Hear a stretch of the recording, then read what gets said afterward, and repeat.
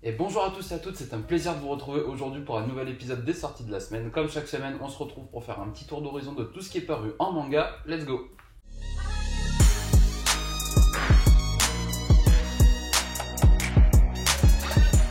Comme d'habitude, on se retrouve sur le Instagram de Manga d'Occasion, la librairie manga spécialisée à Lille où je travaille, d'où le fait que j'utilise le Instagram pour faire les vidéos. Ce qui va nous intéresser, c'est comme d'habitude la story à la une, donc news sortie de la semaine, et quand on clique dessus, ça va nous amener dans un premier temps sur un petit récap des sorties de la semaine dernière. Parce que oui, cette semaine est une très grosse semaine de sorties, mais la semaine dernière, j'ai pas pu vous sortir de vidéo parce que le week-end, j'étais à Angers pour les rencontres nationales de la librairie. Et donc, je vous avais proposé une vidéo sur Bakuon Reto à la place des sorties de la semaine. La vidéo sur Bakuon Reto a très bien fonctionné, je suis hyper content, merci à tous et à toutes. Mais quand vous voyez ce qui est sorti la semaine dernière, vous vous doutez que j'avais quand même un petit peu envie de vous en parler, quoi. Et donc, on va attaquer tout de suite. Il y a eu chez Kurokawa la sortie du tome 8 de Spy Family, une série que j'affectionne particulièrement. Si vous suivez les réseaux sociaux de Manga d'Occasion, vous le savez, je vous le rabâche tout le temps. Sur mes réseaux privés, je vous en parle aussi très fréquemment. Honnêtement, c'est un des rares mangas dont je parle plus que de Slam Dunk, imaginez quand même. Donc voilà, Spy Family, le tome 8 est enfin arrivé après avoir été repoussé 3 fois. Il est sorti avec son magnifique collector. Donc dans le collector, vous avez en plus du coffret écrin, ce qu'ils appellent,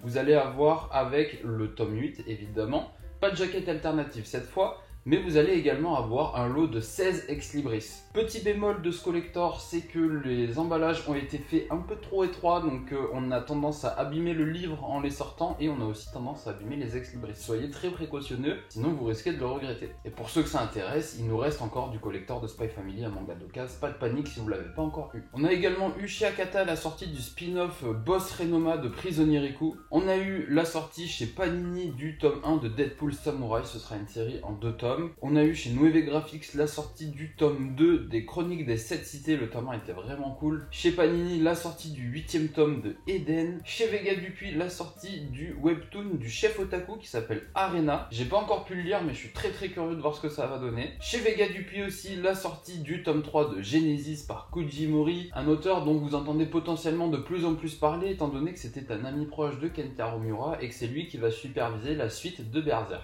Chez Vega Dupuis toujours, la sortie du tome 4 de Manchuria Opium Squad, une excellente série que j'affectionne particulièrement. On va suivre à l'intérieur un jeune homme qui souhaite soigner sa maman, qui est malade de je ne sais plus quelle maladie, un truc comme le choléra ou je sais plus exactement quoi. Pour soigner sa maman, il a besoin d'un remède, et pour se procurer ce remède, il lui faut beaucoup d'argent, puisque l'apothicaire est un peu véreux, et que comme c'est pas une nationalité qu'il aime bien, notre jeune homme, eh ben, il décide de lui mettre le prix hyper élevé. Mais comme notre gars c'est un bon chimiste qui touche un petit peu sa bille en science, il décide de se lancer dans le trafic d'opium, rien que ça. Comme dans tout trafic de drogue, vous vous doutez bien que ça va l'amener à s'entourer de personnes peu fréquentables, peu recommandables. Ça va l'emmener dans des sphères où on n'a pas spécialement envie d'aller d'habitude. Mais s'il fait tout ça, c'est avec une ligne directrice. Dans un premier temps, pouvoir sauver sa mère, puis dans un second temps, pouvoir mettre ses frères et sœurs à l'abri de l'autre côté de la mer. Très bonne série, très bien scénarisée, très bien dessinée, je vous le recommande chaleureusement. Il y a eu également aussi la sortie du tome 2 de Adabana aux éditions Kana. Le tome 1 était très bien, c'est une série qui sera terminée en 3 volumes, donc vous ne prenez pas de risque. Si vous aimez le thriller à suspense, let's go. Et donc là, on va pouvoir attaquer les sorties de cette semaine. Comme vous pouvez le voir, il y a eu énormément de nouveautés. La pile à gauche, la petite pile à gauche, c'est les sorties shoujo yaoi. Les sorties du milieu, c'est les sorties shonen. Et à droite, la pile, c'est la sortie seinen. Il y a eu beaucoup de trucs. Donc on attaque tout de suite avec chez Mangetsu, la sortie du tome 10 de Aohashi. Très jolie couverture au passage. La sortie chez K-Books du tome 2 de Dimensional Mercenary. J'avais bien aimé ce premier volume. Curieux de voir ce que ça va donner dans le tome 2, même si là pour le coup la couverture, aïe, post-note. Beaucoup de sorties chez K-Books cette semaine. On enchaîne avec le seul tome 1 qui est sorti chez eux, c'est le tome 1 de The Abandoned Empress. On va suivre une jeune femme en fait qui a toujours été élevée comme prétendante à l'empereur, comme empresse. C'était a priori l'élu des oracles qui faisait d'elle vraiment l'élu providentiel pour se marier avec l'empereur. Le souci, c'est qu'une nouvelle personne va faire son apparition, elle va être reléguée au second rang, et pour une histoire de trahison dont on va en apprendre un peu plus par la suite, elle va se retrouver décapitée, et le fait qu'elle meure va la renvoyer plusieurs années dans le passé, au moment de ses 10 ans, et elle va du coup reprendre sa vie à ce moment-là. Ce que j'ai trouvé super intéressant dans cette série, c'est qu'en fait, notre jeune fille a grandi avec une image de son père, avec une image de certaines personnes, et elle va se rendre compte en repartant dans le passé que c'est une image assez fausse malheureusement et qu'il est peut-être encore temps de changer quelques trucs. Notamment sa relation avec son papa, moi j'ai trouvé ça très bien fait. Chez K-Books toujours la sortie du tome 4 de Crush of Lifetime, une très très bonne série que je recommande absolument. Vous allez suivre une jeune lycéenne influenceuse qui rêve de trouver l'amour mais qui est une célibataire endurcie, ça se passe jamais comme elle veut en amour. Elle va rencontrer un beau gosse qui travaille à la supérette, qui partage la même passion qu'elle pour les bonbons, qui est de nature plutôt froide à la base et qui va réussir à s'ouvrir au fur et à mesure puisqu'elle va apprendre à le connaître, lui à connaître le petit frère. Et c'est une vraie relation de confiance qui va s'établir entre les deux. C'est à la fois très drôle et touchant, je ne saurais que trop vous le recommander. Même constat pour True Beauty, le tome 4, couverture incroyable. True Beauty, c'est l'histoire d'une jeune femme qui, quand elle était au collège, était réputée comme étant très très laide et qui ne savait pas se maquiller. À l'été de son passage en seconde, elle décide de prendre la blinde de cours de maquillage, des tutos en ligne, tout ce qui est possible et imaginable. Ce qui fait que quand elle va faire sa rentrée scolaire de lycée, ça va être la bimbo top modèle que tout le monde kiffe, que tout le monde veut. Sauf qu'à l'intérieur, c'est resté la même personne avec un cruel manque de confiance en soi, qui va elle aussi faire la rencontre d'un beau gosse un peu mystérieux. Sauf que ce beau gosse un peu mystérieux, il est bizarre. Il se comporte très gentiment avec elle quand il la croise de manière anonyme et démaquillée dans le magasin de manga. Et par contre, il est un petit peu odieux avec elle quand il la voit bien apprêtée et au top de sa forme. Donc ils vont forcément commencer à échanger, à discuter, à apprendre à se connaître, il va se passer plein de trucs, c'est très rigolo. J'ai pas encore pu lire ce tome 4, mais j'en ai vraiment très très hâte. Et mon webtoon préféré dans le registre de la comédie romantique, c'est Qu'est-ce qui cloche avec la secrétaire Kim. Nous avons eu le tome 5 qui est sorti cette semaine, le tome 4 était déjà excellent avec énormément de révélations dedans. Ce tome 5 est dans un autre registre et je peux pas vous en dire plus, mais lisez-le parce qu'il était incroyablement bien lui aussi. C'est l'avant-dernier tome, la série sera terminée en 6 donc c'est pas trop long. Tous les tomes sont trop beaux, la série jusqu'au tome 5 en tout cas est très bien faite. C'est vraiment ma recommandation webtoon si vous aimez lire la comédie romantique. Aux éditions Soleil, on a eu la sortie du tome 2 de Excuse Me Dentist, It's Touching Me, la sortie du tome 1 chez Soleil Manga aussi de Back from Hell, ainsi que la sortie du tome 3 de Harry Makito, magicien et sauveur de sorcières, la sortie du tome 7 de la sorcière invincible tueuse de slime depuis 300 ans, la sortie du tome 26 de Super Mario Manga Adventure. Aux éditions Pika, nous avons eu la sortie du tome 1 et 2 de Komi cherche ses mots. J'ai lu que le tome 1 pour l'instant, j'ai adoré. On va suivre Komi, mais pas au travers de Komi, au travers de son pote. Les deux ont un grain, ça me fait beaucoup rire. Le souci de Komi, c'est qu'elle souffre d'anxiété sociale. Elle a énormément de mal à prendre la parole devant les gens. Soit elle bégaye, soit les mots ne sortent tout simplement pas. Et donc nouer des relations avec des camarades de classe, ça a toujours été un calvaire pour elle, voire le néant. Cumulé à tout ça, Komi est super belle, donc la majorité des gens la pensent inaccessible. Ce qui fait que d'une, elle n'arrive pas à aller vers les gens, et de deux, les gens n'osent pas aller vers elle. Bon, il n'y a pas que le fait que ça soit une beauté qui la rend inaccessible, il y a aussi le fait que son anxiété sociale la pousse à avoir certaines réactions qui peuvent un petit peu faire poser des questions aux autres. Et l'objectif de Komi, c'est d'arriver à se faire 100 amis. Et donc notre jeune homme, protagoniste principal bis, j'ai envie de dire, va essayer de l'accompagner dans cette démarche. Pour l'instant, c'est très drôle, j'espère que l'auteur va réussir à se réinventer et à avoir toujours de bonnes idées au fur et à mesure, mais ce premier tome est à mourir de rire et je vous recommande chaleureusement cette lecture. On a également eu chez Pika la sortie du tome 8 de Toilet Bomb Hanako-kun, ainsi que la sortie du tome 14 de Bakemonogatari, la sortie aux éditions Hydra de tête du tome 1 de Bravest Journey. Bravest Journey, c'est un manga français réalisé, dessiné, scénarisé par Yohan Le School, qu'on a eu la chance d'avoir en dédicace à Manga d'Occasion ce week-end. Là, je tourne la vidéo le dimanche 10 juillet. Il était en dédicace du coup le samedi 9 juillet et il sera présent à la Japan Expo, mais on reparlera de sa dédicace un peu plus tard à la fin de la vidéo. Pour ce qui est de Bravest Journey, en fait vous allez suivre les aventures de Jubei qui vit dans un petit village reclus au fin fond de la montagne. C'est vraiment le petit village tranquille, c'est le Bourg-Palette quoi si vous voulez. Il y vit avec son grand-père étant un Sinister. Les Sinister, qu'est-ce que c'est? C'est des personnages hyper badass qui ont le pouvoir de contrôler les catastrophes naturelles, de puiser leur pouvoir de la terre. Donc son grand-père c'est le Sinister Volcano, bon je me souviens plus. Mais en gros, il maîtrise le feu, la lave, il peut faire jaillir des volcans, les mettre en éruption, ou il peut tout simplement faire des flammes et tout. Enfin bref, il contrôle vraiment tout cet aspect-là des catastrophes naturelles. Les Sinister ont donc des pouvoirs immenses, mais des pouvoirs qui ont des contre-coups, des répercussions sur eux-mêmes derrière, donc il ne faut pas faire n'importe quoi, surtout quand le corps commence à se faire de plus en plus âgé. Donc le grand-père explique à Jubei qu'en fait, un Sinister peut passer son pouvoir afin de lui ne plus avoir son énergie vitale puisée, blablabla. Donc la quête de Jubei, ça va être de trouver quelqu'un qui va pouvoir accueillir le pouvoir de son grand-père. C'est du très bon shonen, c'est du manga français, je vous le recommande chaleureusement. Et en plus l'auteur est incroyablement cool, donc soutenez-le, ça fera toujours plaisir. Donc voilà, comme je vous le disais, il était en dédicace à la boutique ce samedi 9 juillet et c'était vraiment trop cool. Aux éditions Nobinobi, on a eu la sortie du tome 2 de Star Wars L'Étoile Perdue, ainsi que la sortie du tome 1 de Stitch et le Samouraï. Chez Glénat, on a eu la sortie du tome 19 de Tokyo Revengers. Ce tome est ouf, la couverture est dingue. Chez Glénat, toujours la sortie du tome 3 de Sakamoto Days, la sortie du tome 5 de Shangri-La Frontier qui apparemment est toujours aussi bien que le reste de la série. Et bien sûr, chez Glénat toujours, la sortie du tome 21 de Dr. Stone, une série qu'on ne présente plus et que j'adore. La sortie également du tome 2 de Diablo Machias, c'est du manga français si je dis pas de bêtises, mais le tome 1 est sorti il y a tellement longtemps que je ne m'en souviens plus malheureusement. La sortie également du Quizbook de One Piece tome 3. Chez Pika, la sortie du tome 2 du Roi Démon et moi et nos 10 enfants. Une série un peu chelou, on va pas se mentir, où on va suivre une lycéenne de 16 ans qui va se retrouver réincarnée dans un autre monde avec pour objectif d'enfanter une dizaine d'enfants pour l'empereur. Chez Kazé, nous avons eu la sortie du tome 4 et du dernier tome, il me semble, de Badass Cop and Dolphin, la sortie du tome 5 de Yakuza Réincarnation. Chez Nazca, la sortie du tome 11 de Soulland ainsi que la sortie du tome 16 de Todag. Chez Maned, la sortie du tome 1 de Apothéosis ainsi que la sortie du tome 4 de Redskin dans la maison d'édition des Bulles dans l'océan. Chez Delcourt, la sortie du tome 3 de Dragon Quest The Adventure of Dai. Une très bonne série si jamais vous avez adoré Dragon Ball. Ensuite, la sortie du dernier tome de Demon Slayer, la fin de la série phénomène au Japon. Donc voilà, la fin de la série en France avec le tome 23, sachant que à Manga de Case, en même temps que la sortie du tome 23, nous avons eu la chance d'avoir un ex-libris exclusif Manga d'Occasion que vous ne pourrez trouver qu'à Manga d'Occasion, je précise. Donc avec un petit calque de protection. Et donc cet ex-libris est offert pour l'achat de 3 tomes de la série. Donc si vous étiez à jour, pas de panique, il y a 8 sorties autour de Demon Slayer là pour le tome 23. Donc alors certes, si vous avez toute la série, vous avez que le tome 23 à acheter.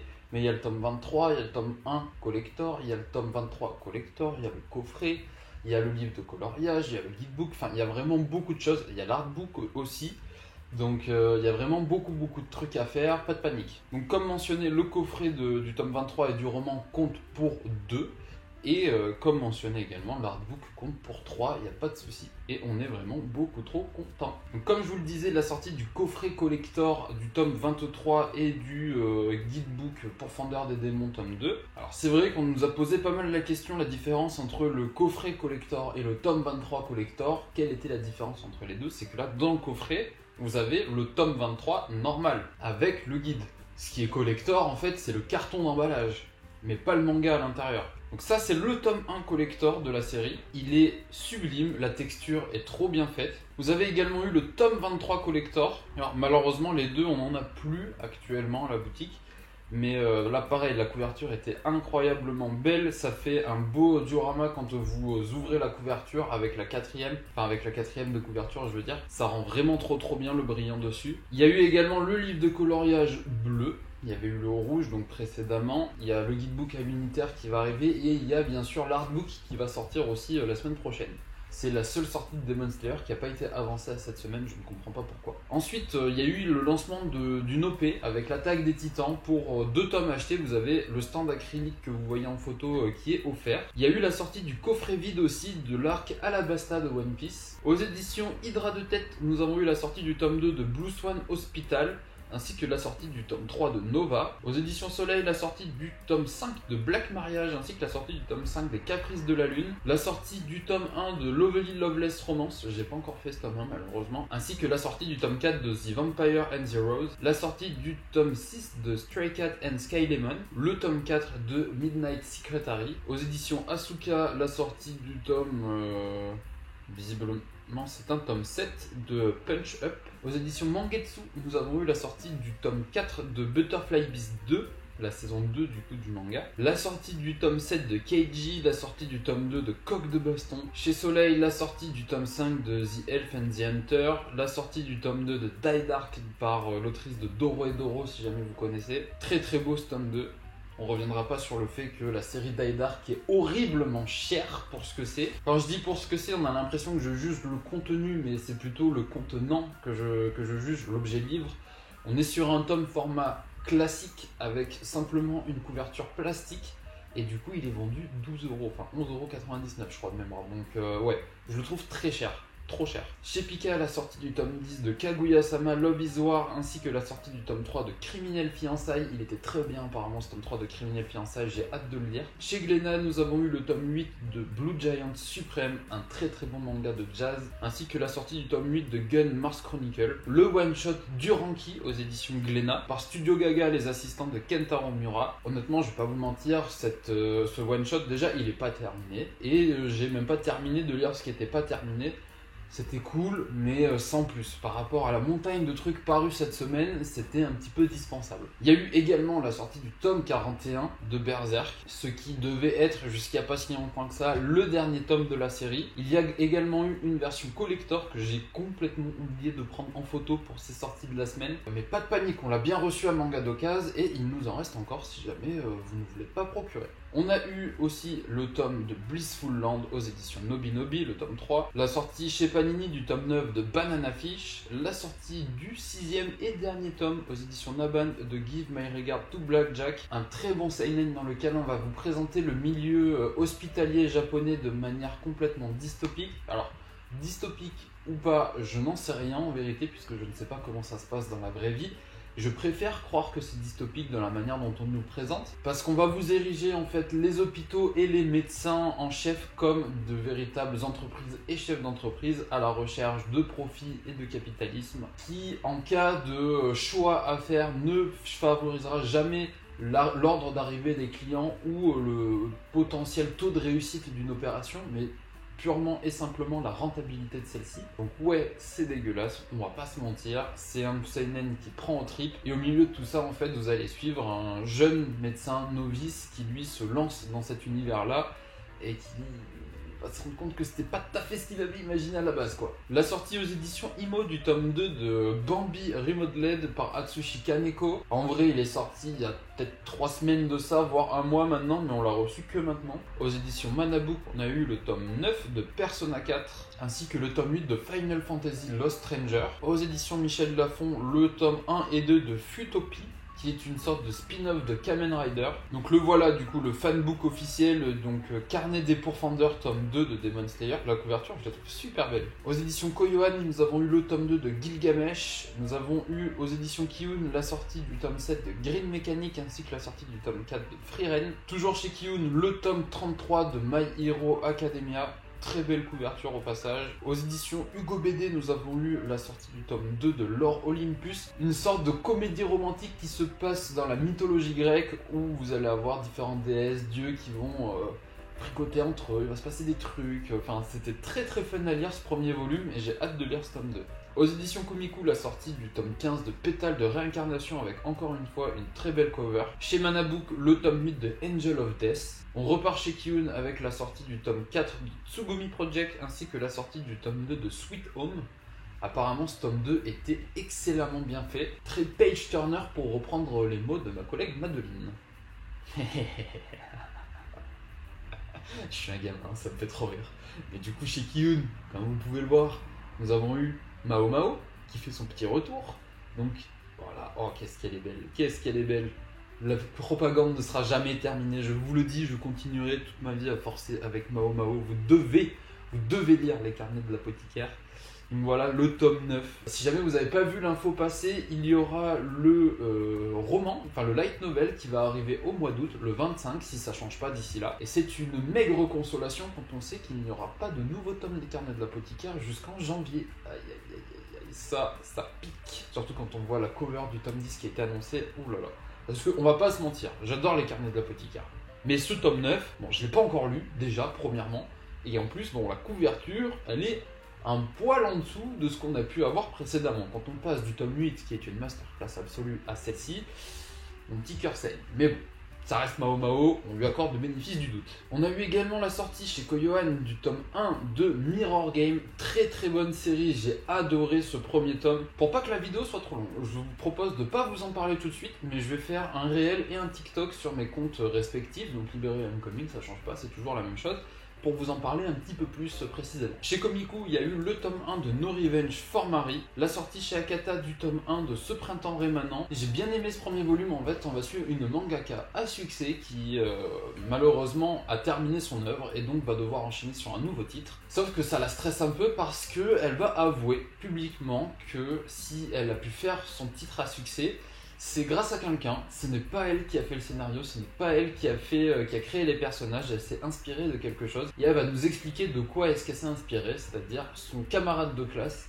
qui est décédé. Elle va malgré elle être téléportée dans le passé, un petit peu à la Tokyo Revengers, pour essayer de modifier ce qui a pu se passer, pour essayer de rendre le futur un petit peu meilleur. Et ça se passe pas exactement comme elle le souhaite, malheureusement. Ce sera une série relativement courte, entre 4 et 6 tomes, je me souviens plus exactement, mais c'est chaleureusement recommandé. Le scénario a l'air vraiment bien fait, les dessins sont cool, et c'est chez Akata, donc foncez. Chez Michel Lafon, la sortie du tome 3 de Nina au Royaume des Étoiles. Chez Kazé, il y a eu un petit magazine de prépublication offert en fait, donc c'est pas vraiment une sortie, mais c'est cool quand même, donc je tenais à vous le montrer. Pareil chez Doki Doki et pareil chez Glénat. Kana a sorti le coffret des 3 premiers tomes de Ended Unluck, c'est pas mentionné sur le coffret, mais c'est un coffret de 2 tomes achetés, 1 tome offert. C'est super dommage qu'il ne l'ait pas précisé sur le coffret, on le sait en fait quand on voit le prix tout simplement. Un bon moyen de commencer la série, ils avaient fait la même chose sur Mission Yozakura Family un petit peu plus tôt. Le tome 10 de Shai, le tome 2 de Droners, le tome 11 de Seraph of the End, Glen Ichinose aussi également aux éditions Kana. On a eu le tome 5 de Shaman King The Superstar, ainsi que le tome 15 de la réédition, de la Star Edition de Shaman King, donc il n'en restera plus qu'un,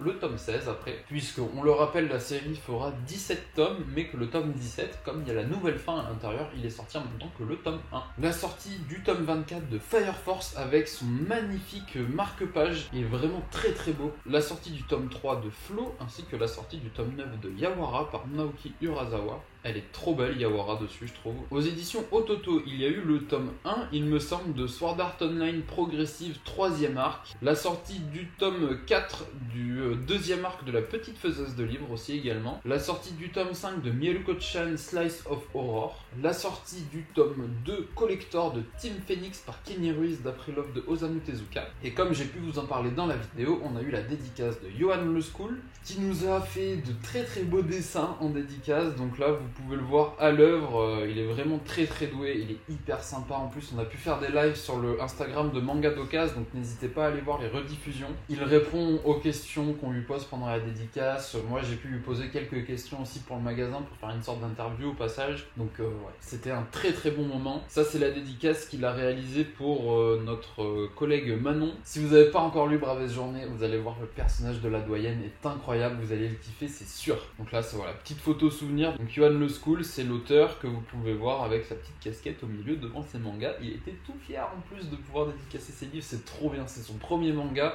Il faut le soutenir à fond. Et comme je vous le disais un petit peu plus tôt, voilà, j'avais fait que cette photo-là vite fait des tomes collector de Berserk. Donc comme vous pouvez le voir, il nous en reste. La photo, je l'ai prise samedi à presque 19h, donc on n'en a pas revendu depuis. Donc voilà, si vous l'avez pas encore eu et que vous êtes de Lille, n'hésitez pas à passer. Et c'est donc tout pour ces sorties de la semaine. C'était très long, c'est la première semaine de sortie de Japan Expo. Cette année, ça a été divisé en 2 semaines, donc il y a une très grosse semaine de sortie là qui vient de se terminer. On enchaîne sur une nouvelle très grosse semaine de sortie. Et après, ça va être beaucoup plus calme jusqu'à la mi-août. Donc la semaine prochaine, ça risque d'être encore une très longue vidéo. En attendant, je vous remercie chaleureusement si vous avez regardé cette vidéo jusqu'à la fin. J'espère que vous aurez passé un agréable moment en ma compagnie pour décortiquer un petit peu toutes ces sorties. Il y en a eu vraiment énormément. Donc en attendant, moi je vous donne rendez-vous la semaine prochaine pour un nouvel épisode des sorties de la semaine. Je vous souhaite de passer une bonne semaine. Il va faire chaud, hydratez-vous, prenez soin de vous. À très vite. Ciao, ciao.